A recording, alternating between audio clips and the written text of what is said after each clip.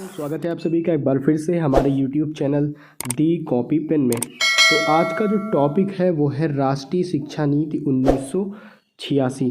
ठीक, जो national education policy 1986, ये आज का हमारा टॉपिक है। और हम लोग बात कर रहे हैं DLED सेकेंड सेमेस्टर और एजुकेशन सेकेंड पेपर, जिसका नाम है प्रारंभिक शिक्षा के नवीन प्रयास। ठीक, और एजुकेशन का फर्स्ट पेपर वर्तमान भारतीय समाज, ठीक, जो है वो कंप्लीट हो चुका है। आप प्लेलिस्ट में जाकर वहाँ पर चेक कर सकते हैं। तो चलिए इस लेसन की शुरुआत करते हैं अपने पहले प्रश्न से। ठीक, पहला प्रश्न है कि राष्ट्रीय शिक्षा नीति का तात्पर्य क्या है और इसकी आवश्यकता पर हमें कुछ बातें बतानी हैं या इसकी आवश्यकता पर प्रकाश डालिए। ठीक, तो आप सबको पता है भाई, राष्ट्रीय शिक्षा नीति है तो किससे रिलेटेड होगी? एजुकेशन से रिलेटेड होगी। ठीक, शिक्षा से रिलेटेड होगी और नेशनल लेवल पे होगी। ठीक, तो तभी इसका नाम क्या पड़ा, राष्ट्रीय शिक्षा नीति। और एक कब आई थी? 1986 में। ये डेट आपको याद रखनी है। ठीक, तो राष्ट्रीय शिक्षा नीति का अर्थ क्या है, बात करेंगे कि राष्ट्रीय शिक्षा नीति का अर्थ क्या है इस विषय पर। तो चलिए वीडियो की शुरुआत करते हैं सबसे पहले इसी प्रश्न पर कि राष्ट्रीय शिक्षा नीति है क्या। तो राष्ट्रीय शिक्षा जो है ना, वो राष्ट्रीय शिक्षा के विकास के लिए बनाई जाती है। ठीक, मतलब जो राष्ट्रीय शिक्षा नीति है वो राष्ट्र की शिक्षा के विकास के लिए बनाई जाती है। इसमें संपूर्ण राष्ट्र का कल्याण निहित होता है। ऐसा नहीं होता कि आप किसी अलग स्टेट के लिए बना रहे हो या फिर कोई अपने पर्सनल के लिए बना रहे हो, पर्सनल चीज़ के लिए, ऐसा नहीं है। अगर राष्ट्रीय नीति बन रही है तो वो संपूर्ण राष्ट्र के लिए बन रही है। ठीक, इसमें जाति, धर्म, लिंग, व्यवसाय आदि भेदों पर बिल्कुल भी ध्यान नहीं दिया जाता।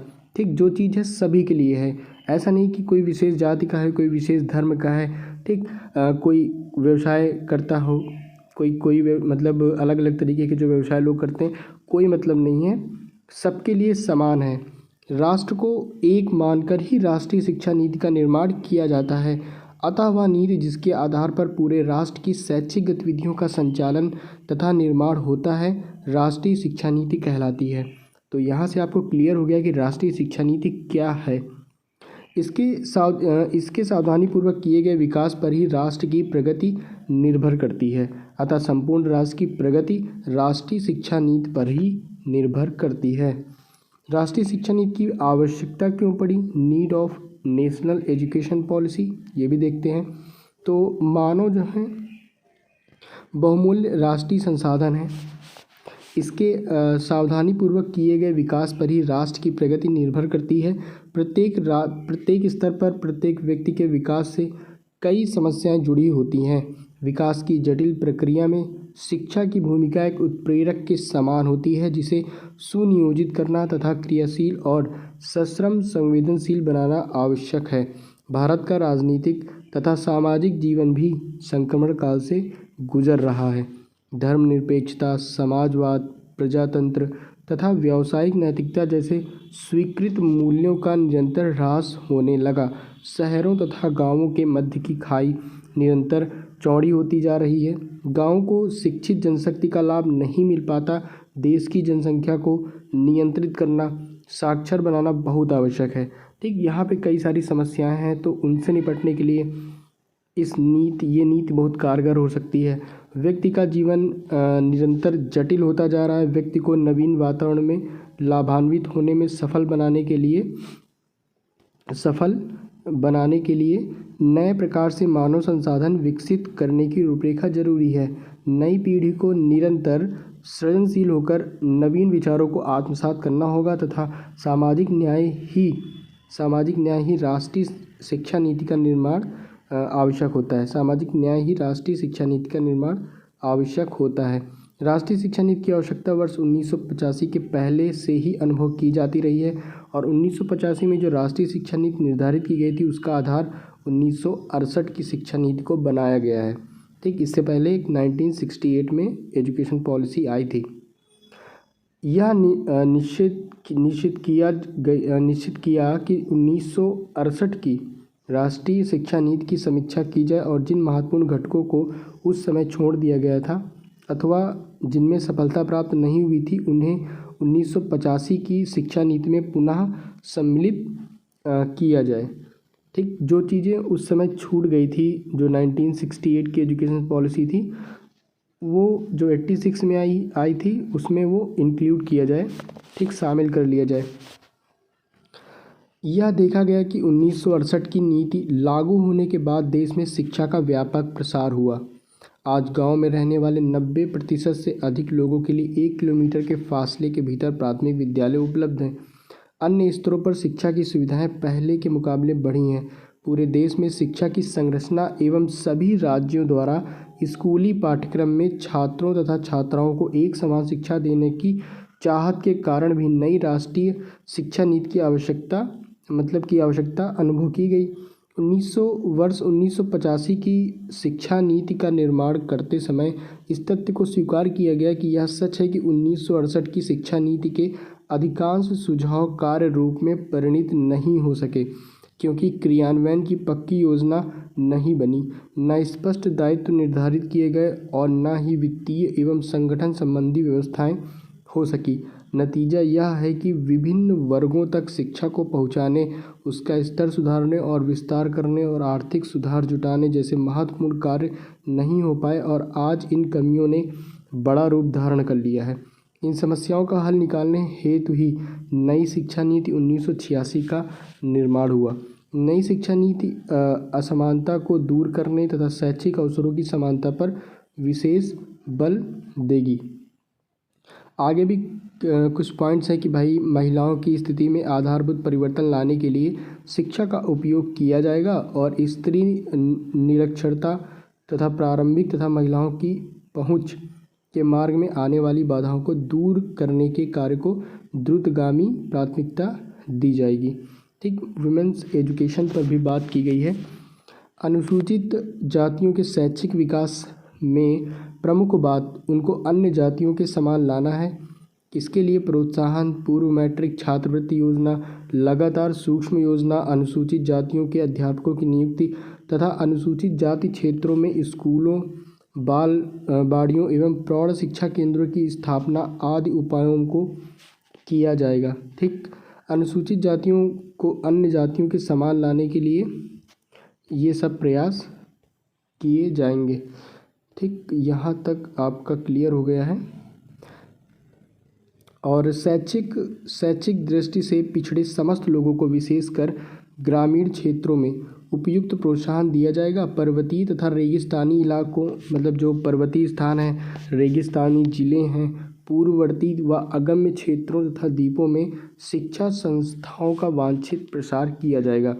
शैक्षिक दृष्टि से पिछड़े अल्पसंख्यकों की शिक्षा पर अधिक ध्यान दिया जाएगा। अपंगों के लिए या फिर दिव्यांगों के लिए जिला मुख्यालयों में विशेष स्कूल खोले जाएंगे।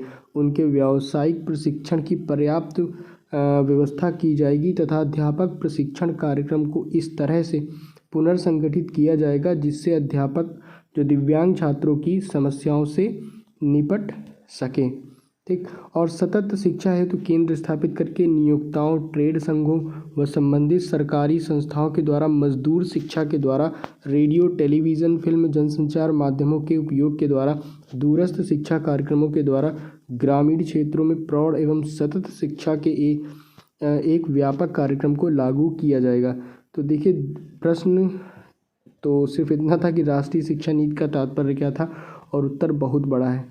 आपको ये पूरा रट के नहीं जाना है, इसके कुछ मेन पॉइंट्स को आपको निकाल के रखना है, उनको समझना है, पढ़ना है। जैसे कि राष्ट्रीय शिक्षा नीति है क्या, इसका इंट्रोडक्शन आपको एक अपने दिमाग में बना लेना है कि हमें इसमें क्या लिखना है। कुछ पॉइंट्स नोट आउट करके कॉपी में लिख लेना है। ठीक, जिससे कि आपको पूरा ना लिखना पड़े। और कुछ पॉइंट्स इससे आपको पॉइंट आउट करने होंगे कि राष्ट्रीय शिक्षा नीति की आवश्यकता क्या है। ठीक, जब ये सब आप कर लेंगे ना, तो आपको ये जो आंसर है जो बड़ा दिख रहा है ना, काफ़ी छोटा लगने लगेगा और मैक्सिमम 2 ही नंबर का आएगा। ठीक, 1 नंबर का है, 2 नंबर का, तो इतना सब लिखने की ज़रूरत नहीं पड़ेगी और इतना याद करने की भी ज़रूरत नहीं पड़ेगी। बस एक दो बार आप पढ़िए और समझ जाइए कि कहना क्या चाह रहा है और आपको समझना क्या है। ठीक, हमारा अगला क्वेश्चन है कि राष्ट्रीय शिक्षा नीति 1986 के अंतर्गत प्राथमिक शिक्षा के उन्नयन हेतु सुझाव लिखिए। ठीक, हमें कुछ सुझाव लिखने हैं, या फिर ऐसे भी प्रश्न पूछ सकता है कि नई शिक्षा नीति 1986 की प्रमुख विशेषताओं का वर्णन करिए। नई शिक्षा नीति की विशेषताएं एवं गुण। अब यहाँ से आपको इतना करना है कि कम से कम आपको पॉइंट्स दिमाग में रखने हैं कि नई शिक्षा नीति की विशेषताएं कौन कौन सी हैं, उनकी गुण कौन कौन से, ठीक। और न्यू एजुकेशन पॉलिसी 1986 की बात हो रही है। तो पहला पॉइंट यही है कि शिक्षा को प्रथम बार इतना महत्व दिया गया। मतलब इससे पहले शिक्षा को महत्व तो दिया जा रहा था, लेकिन जिस स्तर से महत्व दिया था वो स्तर काफ़ी व्यापक रूप से इस शिक्षा नीति में पता चला कि भाई काफ़ी विस्तृत रूप से शिक्षा को इम्पोर्टेंस दी जा रही है। स्वतंत्रता के बाद केंद्र सरकार ने राष्ट्रीय स्तर पर शिक्षा को पहली बार इतना महत्व दिया और शैक्षिक नीतियों के क्रियान्वयन पर जोर दिया जा रहा है। शिक्षा के विविध पक्षों के सुदृढ़ीकरण और उन्हें देश काल की परिस्थितियों के अनुरूप ढालने का निश्चय दोहराया गया है। सेकंड है कि एक राष्ट्रीय शिक्षा संरचना। अब यहाँ पे स्ट्रक्चर की बात करें तो देश के विभिन्न प्रदेशों में भिन्न भिन्न प्रकार की शैक्षिक संरचना थी, अर्थात उनमें एक रूपता नहीं थी। तो 1986 की जो शिक्षा नीति है उसमें 10+2+3 का एक राष्ट्रव्यापी शिक्षा संरचना की सिफारिशें की गई, ठीक, जिसे देश के प्रत्येक भाग में स्वीकार कर लिया गया। यद्यपि कोठारी कमीशन ने इसकी सिफारिश की थी, परंतु उसकी सिफारिशों के क्रियान्वयन में कोई तत्परता नहीं दिखाई गई। एक राष्ट्रीय शिक्षा संरचना नवीन शिक्षा नीति की मौलिकता थी। तो 1986 से 2020 के पहले तक, जब अभी हमारी जो लेटेस्ट जो न्यू एजुकेशन पॉलिसी 2020 आई है, तो उसका स्ट्रक्चर क्या है, तो भाई पुरानी वाली की तो आपको पता है 10+2 के आधार पर, ठीक। अब की बार क्या है 5+3+3+4, ये स्ट्रक्चर है। ये क्लासों का स्ट्रक्चर और किस एज के अकॉर्डिंग किस क्लास में बच्चा होगा, ठीक, उसका स्ट्रक्चर है। तो ये अपने आप में ज़्यादा बड़ा टॉपिक नहीं है, ईजिली आप समझ जाएंगे। फ़िलहाल अभी हम लोग इसकी बात कर लेते हैं, इसकी विशेषताओं की। एक राष्ट्रव्यापी पाठ्यक्रम की रचना। तो शिक्षा नीति में प्रथम बार एक निश्चित शैक्षिक स्तर तक एक राष्ट्रीय पाठ्यक्रम का प्रारूप दिया गया, जिसमें एक बीज पाठ्यक्रम के साथ अन्य विषय भी होंगे जो लचीले होंगे। इससे पाठ्यक्रम में जहां एक रूपता आएगी, वहीं राष्ट्रीय एकता तथा शांतिपूर्ण सह अस्तित्व की भावना का संवर्धन होगा।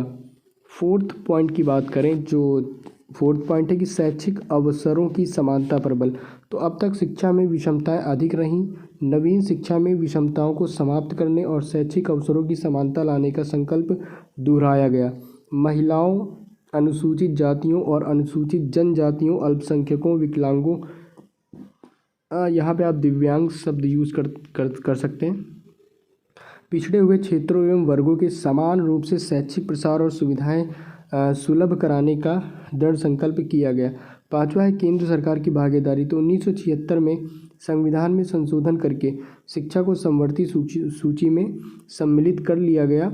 इसका तात्पर्य यह कदापि नहीं है कि शिक्षा के क्षेत्र में राज्यों की जिम्मेदारियां समाप्त हो गई अथवा उनके अधिकार छिन गए। विशेषता यह है कि केंद्र सरकार पहले से अधिक शिक्षा के स्तर पर उत्कृष्टता लाने का प्रयत्न करेगी और उसकी भागीदारी पहले से कहीं अधिक होगी, ठीक। तो 5 पॉइंट्स आप लोगों ने देखे। छठा क्या है कि दक्षता एवं प्रभावकारिता को प्रोत्साहन, ठीक। ये पॉइंट समझते हैं इसके अंदर क्या लिखना है। तो यद्यपि शैक्षिक स्तरोन्नयन के लिए समय समय पर गठित आयोगों ने अपने अपने सुझाव दिए, परंतु उन्हें पूरी तरह व्यवहार में नहीं लाया गया। नवीन शिक्षा नीति में शैक्षिक स्तरोन्नयन को क्रियान्वित करने पर विशेष जोर दिया गया है। संस्थाओं और शैक्षिक कार्यों में लगे व्यक्तियों के निकृष्ट कार्य को मान्यता दी जाएगी और उन्हें पुरस्कृत किया जाएगा। साथ ही शैक्षिक कार्य में लगे लोगों की जवाबदेही भी निर्धारित की गई है। 7वां पॉइंट है कि व्यावसायिक शिक्षा। तो बढ़ती हुई शिक्षित बेरोजगारी को रोकने तथा विश्वविद्यालयों में प्रवेश की समस्या को कम करने के लिए व्यावसायिक शिक्षा के महत्व को स्वीकार किया गया और उसे लागू करने पर जोर दिया गया। व्यावसायिक शिक्षा सामान्यतः माध्यमिक स्तर के उपरांत एक अलग व्यवस्था होगी, परंतु इस योजना को इतना लचीला बनाया जाएगा कि 8वीं के उपरांत ही विद्यार्थी ऐसे कोर्स ले सकें कि उसका उद्देश्य स्वरोजगार की प्रवृत्ति के प्रति एक स्वस्थ दृष्टिकोण विकसित करना होगा। इसके बाद उच्च शिक्षा में सुधार तथा महाविद्यालयों की स्वायत्तता अगला पॉइंट है। तो नवीन शिक्षा नीति की यह विशेषता रही कि उसमें उच्च शिक्षा को गिरावट से बचाने के लिए हर संभव उपाय किए जाएंगे। केंद्र और राज्य स्तर पर शिक्षा परिषदें बनाई जाएंगी जो उच्च शिक्षा का नियोजन करेंगी, मतलब प्लानिंग करेंगी। विश्वविद्यालयों में छात्रों का प्रवेश ग्रहण क्षमता के आधार पर होगा। शिक्षण विधियों को प्रभावी बनाया जाएगा। शिक्षकों के कार्यों का मूल्यांकन होगा तथा उच्च कोटि के शोध कार्यों को प्रोत्साहित किया जाएगा। इसके बाद अगला पॉइंट है 9th कि शैक्षिक प्रगति का मूल्यांकन। तो शिक्षा नीति 1986 की यह विशेषता है कि उसके विभिन्न पहलुओं के क्रियान्वयन की समीक्षा प्रत्येक 5 वर्ष में की जाएगी। ऐसा नहीं कि आपने पॉलिसी रनिंग कंडीशन में ला दी, लागू कर दी, लेकिन उस पर कोई बातचीत नहीं हो रही, उसकी समीक्षा नहीं की जा रही, तो ऐसा बिल्कुल भी नहीं है। 5 वर्ष में की जाएगी कि जो हम लोगों ने पॉलिसी लागू करी है तो इसके क्या फ़ायदे, क्या नुकसान और क्या देखने को मिले हैं इसके सापेक्ष। तो ये 9 पॉइंट आपने देखे, तो इनमें से आप 5-6 याद कर सकते हैं और उनके बारे में 2-2 बातें अगर लिख देंगे तो इनफ होगा। ठीक, इसके बाद अगला जो पॉइंट है, अगला प्रश्न कह लीजिए, तो अगला प्रश्न है कि राम मूर्ति शिक्षा समिति की रिपोर्ट का परिचय दीजिए। तो उतना इम्पोर्टेंट प्रश्न नहीं है, लेकिन फिर भी आप एक बार देख लीजिए। तो इन्होंने अपनी रिपोर्ट में कहा है कि शिक्षा की असफलता का एक आधारभूत कारण यह रहा कि आधारभूत कारण यह रहा, यद्यपि हम मौलिक विरोध करते रहें फिर भी हमारी शिक्षा पर वे मान्यताएं, लक्ष्य एवं मूल्य लागू होते हैं जो ब्रिटिश राज्य में थे। ठीक, अंग्रेज़ों ने जन सामान्य को शिक्षा से दूर रखा और शिक्षा को जीवन से, लेकिन अंग्रेज़ों के जाने के पश्चात भी हमारी शिक्षा में कोई मौलिक परिवर्तन नहीं हुआ। आज भी हमारी शिक्षा के प्रमुख हितभागी उच्च एवं मध्यम वर्गीय लोग हैं। इस प्रकार शिक्षा समाजवादी परिवर्तन लाने में सहायक न होकर बाधक बन रही है और देश मैकालेवादी शिक्षा व्यवस्था से आज भी बंधा हुआ है। ठीक, और भी इन्होंने अपनी रिपोर्ट में कहा है कि भाई, और मतलब कई कारण दिए थे ना, तो कुछ विशिष्ट कारण या फिर कुछ महत्वपूर्ण कारण ही आपको पढ़ने हैं। दूसरा यह कहा कि हमारी शिक्षा सदैव विशिष्ट विशेषज्ञों की पहल एवं निर्णय पर निर्भर रही है। इसका नियंत्रण और मार्ग निर्देशन वे लोग करते रहे हैं जो जन साधारण से अलग थलग होते हैं। सरकार की नीतियों जैसे शिक्षा, कृषि, उद्योग, वन, जल विषयक नीति, यहाँ तक कि अनुसूचित जातियों एवं अनुसूचित जनजातियों के लिए निर्धारित नीतियों में कोई पारस्परिक तालमेल नहीं दिखाई देता। इसका केवल एक विकल्प रह जाता है कि शिक्षा की गुणवत्ता या औचित्य पर विचार किए बगैर इसका विस्तार होता रहा है। यह बात भी सही है कि इस स्थिति के लिए केवल शिक्षा ही उत्तरदायित्व नहीं है। अगला पॉइंट है कि स्वतंत्रता के उपरांत हमने आर्थिक विकास के ऐसे मॉडल का अनुसरण किया है जिसके फलस्वरूप 2 प्रकार के भारत बने, एक धनी लोगों का भारत और दूसरा निर्धन लोगों का भारत। देश में एक ऐसे सुविधा प्राप्त वर्ग का उदय हुआ जिसका राजनीतिक तथा आर्थिक शक्ति तथा धन के स्रोतों पर एकाधिकार है। संस्कृति तथा शिक्षा पर इसी वर्ग का नियंत्रण है। यह वर्ग सुदृढ़ रूप से स्थापित है। यही वर्ग है जिसके हितों की पूर्ति हमारी शिक्षा को करनी पड़ती है। परिणाम स्वरूप अर्थव्यवस्था की भांति 2 समानांतर प्रणालियां चालू हो गई हैं, एक धनी लोगों के लिए और दूसरी निर्धन लोगों के लिए। इस प्रकार विभाजित शिक्षा पूर्णतः प्रोत्साहन रहित होता है और यह स्वतंत्र शिक्षा में राष्ट्रीय जीवन की भी चुनौतियों का सामना नहीं कर सकती। फोर्थ पॉइंट है जिसमें इन्होंने कहा है कि समय की मांग यह है कि ऐसी नवीन शिक्षा के लिए जन आंदोलन प्रारंभ किया जाए जो इन गिने चुने लोगों के लिए ही नहीं वरन या फिर बल्कि सर्वसाधारण के लिए हो। जब तक जनमत का दबाव निरंतर नहीं डाला जाता और लोगों के द्वारा शांतिपूर्ण कार्यवाही नहीं की जाती तब तक वर्तमान प्रचलित शिक्षा प्रणाली को समाप्त किए जाने की संभावना नहीं है। तो ये आप एक बार पढ़ लीजिए, बाकी मुझे नहीं लगता एग्ज़ाम में पूछा जाएगा, लेकिन एक बार पढ़े रहिए, क्या पता आ ही जाए। इसके बाद हमें राष्ट्रीय शिक्षा नीति 1986 ठीक का आलोचनात्मक मूल्यांकन करना है। तो राष्ट्रीय शिक्षा नीति 1986 की विवेचना करने से स्पष्ट है कि यह नीति काफ़ी अंशों में पूर्ववर्ती शिक्षा नीति से मिलती जुलती है। वास्तव में जब तक शासन पद्धति में तथा जन आवश्यकताओं में या सामाजिक आर्थिक परिस्थितियों में कोई आमूलचूल परिवर्तन नहीं होता, तब तक नई नीति पर पुरानी नीति की स्पष्ट छाप रहती है। नई नीति से अभिप्राय पूर्ण रूपेण नवीन रीति से न होकर वरन पुरानी नीति की कमियों को दूर करके नवीन परिस्थितियों के अनुरूप उसे नूतन रूप प्रदान करना होता है। नई नीति वास्तव में पुरानी नीति का ही परिमार्जित रूप होती है। इसलिए शिक्षा नीति 1986 का पुरानी नीति से साम्य स्वाभाविक एवं तर्कसंगत ही प्रतीत होता है, परंतु इसके साथ साथ नई नीति अपने साथ अनेक नवीन संकल्पों को लेकर आती है। नई शिक्षा नीति के साथ भी यह सत्य है। राष्ट्रीय शिक्षा नीति 1986 के अवलोकन से स्पष्ट है कि इसमें निम्नलिखित इसमें सम्मिलित किए गए नए संकल्प मुख्य रूप से अग्रलिखित हैं। तो देखते हैं। तो पहला यही है, स्ट्रक्चर के बारे में है कि 10+2+3 है ना, प्रणाली के प्रथम 10 वर्षों को 5+2+3 में विभक्त करने की संरचना, राष्ट्रीय पाठ्यक्रम, शैक्षिक अवसरों की समानता एवं शिक्षा गुणवत्ता की तुलनीयता पर बल, केंद्र सरकार का अधिक उत्तरदायित्व, पूर्व प्राथमिक शिक्षा को प्राथमिकता, प्राथमिक शिक्षा की गुणवत्ता का उन्नयन, पेस सेटिंग स्कूलों की स्थापना, स्वायत्त कॉलेज तथा स्वायत्त विभाग, ग्रामीण विश्वविद्यालय, कंप्यूटर ज्ञान पर विशेष जोर, जिला शिक्षा एवं प्रशिक्षण संस्थान, भारतीय शिक्षा सेवा। स्पष्ट है कि नवीन शिक्षा नीति में राष्ट्रीय स्तर पर शिक्षा में एकरूपता लाने का प्रयत्न किया गया है।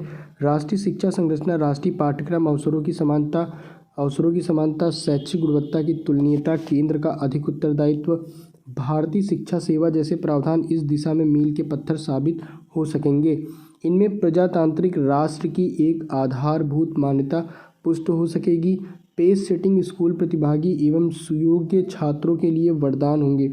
इनमें विश्व के सर्वश्रेष्ठ बुद्धिजीवी निकल सकेंगे जो वैज्ञानिक व तकनीकी क्षेत्रों में राष्ट्र का नेतृत्व कर सकेंगे।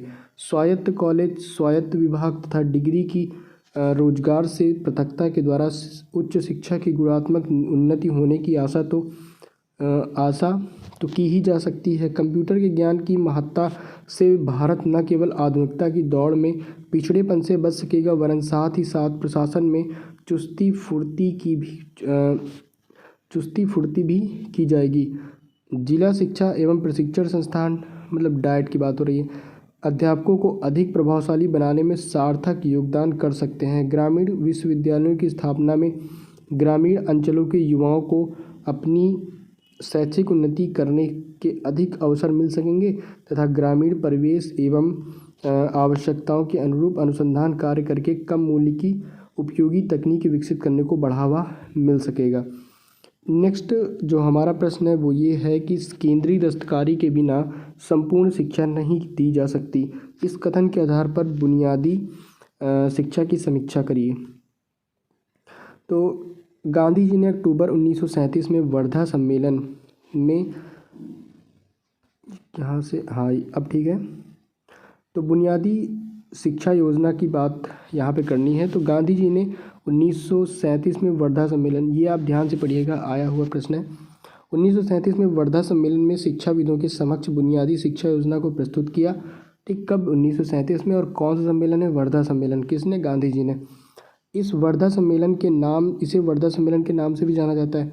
कुछ शिक्षाविद इसे बेसिक शिक्षा योजना की संज्ञा देते हैं। गांधी जी ने इस शिक्षा का आधार एक बेसिक क्राफ्ट को रखा और उनका उद्देश्य था कि शिक्षा का कार्य सिर्फ मानसिक प्रशिक्षण देना ही नहीं वरन उसका आधार हाथ व ज्ञानेंद्रियों के माध्यम से शिक्षा का प्रारंभ करके उसे मानसिक स्तर पर पहुंचाना है और साथ ही मानव के हृदय व उसकी आत्मा का उन्नयन करना है। गांधी जी ने बुनियादी शिक्षा योजना के 5 आधारभूत सिद्धांत बताए। देखते कौन कौन से हैं। तो पहला है कि शिक्षा को 7 से 14 वर्ष तक के बालक एवं बालिकाओं के लिए निःशुल्क, पहला आप ध्यान रखिएगा, निःशुल्क, और इन्होंने कहा था 7 से 14, जिसमें धनी और निर्धन सभी वर्गों के छात्रों को समान रूप से शिक्षा दी जा सके। सेकंड है विद्यालयों में दी जाने वाली शिक्षा का मुख्य केंद्र हस्त कौशल को बनाना चाहिए। जिसमें सभी शिक्षित व्यक्तियों के अंदर उत्पाद कौशल का उत्पन्न व विकसित किया जा सके। उत्पाद कौशल की शिक्षा बौद्धिक विकास का साधन होगी, साथ ही साथ वह स्वयं में साध्य भी है। यह शिक्षा कई दृष्टि से उपयोगी होगी। शैक्षिक दृष्टि से यह ज्ञान के सैद्धांतिक पक्ष के साथ साथ व्यवहारिक पक्ष पर भी बल देती है। मनोवैज्ञानिक दृष्टि से यह छात्रों को क्रियाशील प्रवृत्ति को संतुष्ट करेगी। सामाजिक दृष्टि से यह कुशल श्रमिकों का विकास करेगी और सभी शिक्षित व्यक्तियों के अंदर यह क्षमता उत्पन्न करेगी कि वह अपना समय समापयोगी कार्यों में समाज उपयोगी कार्यों में व्यतीत कर सके। ठीक, तो ये जो प्रश्न था, यह प्रश्न यहाँ पे है, केंद्रीय दस्तकारी के बिना संपूर्ण शिक्षा नहीं दी जा सकती। इस कथन के आधार पर बुनियादी शिक्षा की समीक्षा, इसके उत्तर आप लोगों ने पढ़ लिए। और भी कई इम्पोर्टेंट प्रश्न जो थे 1986 जो नेशनल एजुकेशन पॉलिसी से रिलेटेड, वो भी आप लोगों ने देख लिए। अब हम लोग बात करते हैं कुछ महत्वपूर्ण अति लघुत्तरीय प्रश्नों की, और ये इनके रिपीटेड होने के चांसेस भी ज़्यादा रहते हैं, इसलिए ये पढ़ने भी आप ज़रूरी है। राष्ट्रीय शिक्षा नीति की आवश्यकता क्यों अनुभव की गई? तो राष्ट्रीय शिक्षा नीति की आवश्यकता 1985 के पहले ही अनुभव की जाती रही है, और 1985 में जो राष्ट्रीय शिक्षा नीति निर्धारित की गई थी उसका आधार 1968 की शिक्षा नीति को बनाया गया। यह निश्चित किया गया कि 1968 की राष्ट्रीय शिक्षा नीति की समीक्षा की जाए, और जिन महत्वपूर्ण घटकों को उस समय छोड़ दिया गया था उनमें सफलता प्राप्त नहीं हुई है, उन्हें इस जो 86 वाली NEP आई है, ठीक, नेशनल एजुकेशन पॉलिसी, उसमें शामिल कर लिया जाए। इसके बाद राष्ट्रीय शिक्षा नीति में महिलाओं की स्थिति सुधारने के लिए क्या कहा गया? तो महिलाओं की स्थिति में आधारभूत परिवर्तन लाने के लिए शिक्षा का उपयोग किया जाएगा। स्त्री निरक्षरता और प्रारंभिक शिक्षा, महिलाओं की पहुंच के मार्ग में आने वाली बाधाओं को दूर करने के कार्य को द्रुतगामी प्राथमिकता दी जाएगी। मतलब ऐसे कार्य किए जाएंगे जिससे महिलाएं जो हैं वो भी शिक्षा आसानी से प्राप्त कर सकें। अगला है कि राष्ट्रीय शिक्षा नीति में अनुसूचित जातियों के लिए क्या सुझाव दिया गया है? तो अनुसूचित जातियों की अन्य जातियों के समान लाने के लिए जनजातीय क्षेत्र में प्राथमिक स्कूल खोलने की प्राथमिकता देने, पाठ्यक्रम तथा जनजाति भाषाओं में अनुदेशन सामग्री विकसित करने, आवासीय स्कूल खोलना, प्रोत्साहन योजना बनाने जैसे उपायों को यथाशीघ्र लागू किया जाएगा। इसके बाद पिछड़े अल्पसंख्यकों की शिक्षा पर क्या सुझाव दिया? तो शैक्षिक दृष्टि से पिछड़े अल्पसंख्यकों की शिक्षा पर अधिक ध्यान दिया जाएगा। जो दिव्यांगों के लिए जिला मुख्यालयों में विशेष स्कूल खोले जाएंगे, उनमें व्यावसायिक प्रशिक्षण की पर्याप्त व्यवस्था की जाएगी तथा अध्यापक प्रशिक्षण कार्यक्रम को इस तरह से पुनर्गठित किया जाएगा जिससे अध्यापक जो दिव्यांगों की समस्याओं से निपट सके। अगला है कि राष्ट्रीय शिक्षा संरचना के विषय में शिक्षा नीति ने क्या कहा? तो ये स्ट्रक्चर आपको याद रखना है कि देश में भाई अलग अलग क्षेत्रों में अलग अलग प्रकार की शैक्षिक संरचना थी और एक रूपता नहीं थी। तो इसलिए क्या किया गया कि नवीन शिक्षा में 10+2+3 की एक राष्ट्रव्यापी शिक्षा संरचना की सिफारिश की गई। व्यावसायिक शिक्षा के विषय में शिक्षा नीति में क्या विचार प्रकट किया गया? तो बढ़ती हुई शिक्षित बेरोजगारी को रोकने तथा विश्वविद्यालयों में प्रवेश की समस्या को कम करने के लिए व्यावसायिक शिक्षा के महत्व को स्वीकार किया गया और उसे लागू करने पर जोर दिया गया। इसके बाद 7वां प्रश्न है कि शिक्षा नीति की प्रमुख विशेषता क्या है? देखते हैं। तो शिक्षा नीति 1986 की यह विशेषता है कि उसके विभिन्न पहलुओं के क्रियान्वयन की समीक्षा प्रत्येक 5 वर्ष में की जाएगी। क्रियान्वयन की प्रगति और समय समय पर उभरती हुई प्रवृत्तियों की जांच के लिए मध्यावधि मूल्यांकन भी होंगे। इसके बाद राममूर्ति शिक्षा समिति की रिपोर्ट में शिक्षा की असफलता क्या बताया गया है? तो शिक्षा की असफलता का एक आधारभूत कारण यह है कि यद्यपि हम मौलिक विरोध करते रहे फिर भी हमारी शिक्षा पर वे मान्यताएं, लक्ष्य और मूल्य लागू हैं जो ब्रिटिश राज्य में थे। ठीक, इसके बाद शिक्षा की असफलता का दूसरा कारण इन्हीं के अनुसार इन्होंने क्या बताया? तो दूसरा कारण यह बताया कि शिक्षा सदैव विशिष्ट विषय विशेषज्ञों की पहल एवं निर्णय पर निर्भर रही है। इसका नियंत्रण और मार्गदर्शन वे लोग करते रहे जो जनसाधारण से अलग थलग रहे हैं। ठीक, क्वेश्चन नंबर 10 क्या है कि इस शिक्षा नीति से भविष्य में क्या आशाएं हैं? ठीक, मतलब इस भविष्य में इस शिक्षा नीति से क्या आशाएं व्यक्त की गई हैं? तो जो नवीन शिक्षा नीति मतलब 86 की बात हो रही है। ठीक, तो राष्ट्रीय स्तर पर शिक्षा में एक रूपता लाने का प्रयत्न किया गया है। राष्ट्रीय शिक्षा संरचना, राष्ट्रीय पाठ्यक्रम, अवसरों की समानता, शैक्षिक गुणवत्ता की तुलनीयता केंद्र का अधिक उत्तरदायित्व भारतीय शिक्षा सेवा जैसे प्रावधान इस दिशा में मील के पत्थर साबित होंगे। तो यहाँ पे आप लोगों ने 10 अतिलोकोत्तरीय प्रश्न देखे और कुछ दीर्घ उत्तरी। ठीक, तो ये आप अच्छे से तैयार कर लीजिएगा, एक दो बार पढ़ लीजिएगा, आराम से आ जाएगा। ठीक, तो इसी के साथ आज का जो वीडियो है यहीं पे समाप्त होता है और वीडियो में अंत तक बने रहने के लिए आपका बहुत बहुत धन्यवाद। और टॉपिक हमारा क्या था, राष्ट्रीय शिक्षा नीति 1986। ठीक, बाकी इसके अलावा आपको कहीं से भी अदर जानकारी मिलती है इस लेसन के संदर्भ में तो आप वहाँ से भी पढ़ सकते हैं। ठीक, बाकी अगर आप हमारे चैनल पर नए हैं तो प्लीज़ सब्सक्राइब करके ही जाइएगा। तो मिलते हैं हम लोग अपने अगले वीडियो में एक नए टॉपिक के साथ।